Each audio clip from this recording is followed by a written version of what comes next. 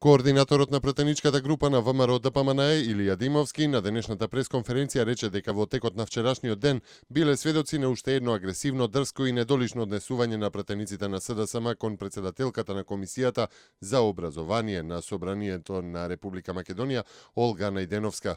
Само присебноста и одмереноста на Најденовска придонесе дрското и грубо однесување на пратениците на СДСМ да не прерасне повторно во физички напад, исто онака како што СДСМ повеќе пати направи во ова собрание, рече Димовски.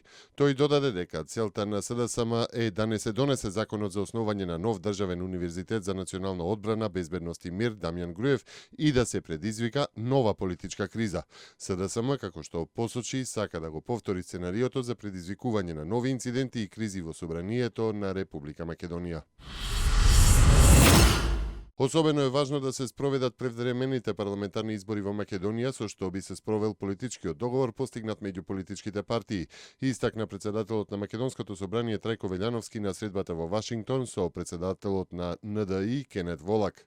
Велјановски нагласи дека за справувањето со мигрантската криза со која се соочува Република Македонија, но и цела Европа, потребно е да имаме стабилна влада која ќе може да одговори на предизвикот. Од тие причини треба да се спроведат изборите во предвидените рокови, бидејќи се очекува зголемување на бројот на бегалци во наредниот период, соопшти кабинетот на Велјановски.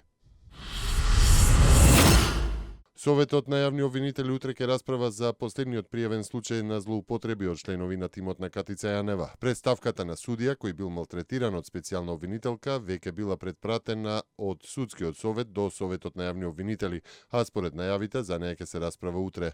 Неофицијално во представката било наведено дека судија бил повикан на разговор во познат ресторан на Скопскиот плоштад. Специјалната јавна обвинителка му се заканила и го малтретирала се додека судијата не го напуштил објектот.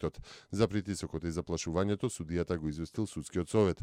Ова не е прв случај кој се однесува на работењето на специјалното јавно обвинителство, а со кој сега ќе треба да се занимаваат јавните обвинители. Претходно граѓани кои беа мета на закани и уцени поднесоа кривични пријави против членови на тимот на Катица Јанева. И полицијата по службена должност поднесе кривична пријава против вработен во МВР кој нудел 100.000 евра подкуп за лажно сведочење. Бегалската криза и состојбите на македонско-грчката граница беа во фокусот на разговорите на македонскиот председател Ѓорѓе Иванов и британскиот премиер Дејвид Камерон на синокешниот прием кај принцот Чарлс во Лондон. Иванов, кој учествува на лидерскиот самит во Лондон за подршка на Сирија и регионот, го информирал Камерон за заканата од илегална миграција и зголемените безбедносни ризици долж мигрантскиот коридор. Британскиот премиер изразил интерес за случувањата на македонско-грчката граница и за тоа дали се спроведува одлуката да се пропуштаат само бегалците од кризните региони Ирак, Авганистан и Сирија. Иванов истакнал дека низ Македонија досега има поминато 1 милион бегалци, а од ноември се пропуштаат бегалците од трите конфликтни подрашја. Безбедносните ризици се зголемуваат и во последно време полицијата открива се повеќе лица со лажни исправи и регистрацијски документи издадени од Фронтекс, кои се обидуваат да ја минат границата и да продолжат порутата за што е предложено и прифаќање на единствен биометриски регистрацијски лист за мигрантите кој ќе се издава на границата со Грција со намера да транзитираат до крајната дестинација, рекол македонскиот председател, а пренесе Мија од Лондон.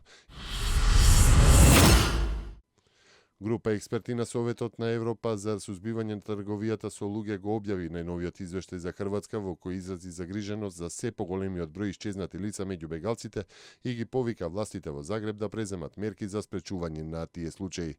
Групата експерти на Советот за Европа за сузбивање на трговијата со луѓе во истиот извештај поздрави некои од мерките што се преземаат, како усвојување на законот за оспособување на вработените, кревање на свеста во училиштата за трговијата со луѓе, како и националната стратегија за сузбивање на сиромаштијата и социјалната исклучивост. Но групата експерти, попозната како Грета, предупредува и на некои прашања за чие решение треба дополнителен напор.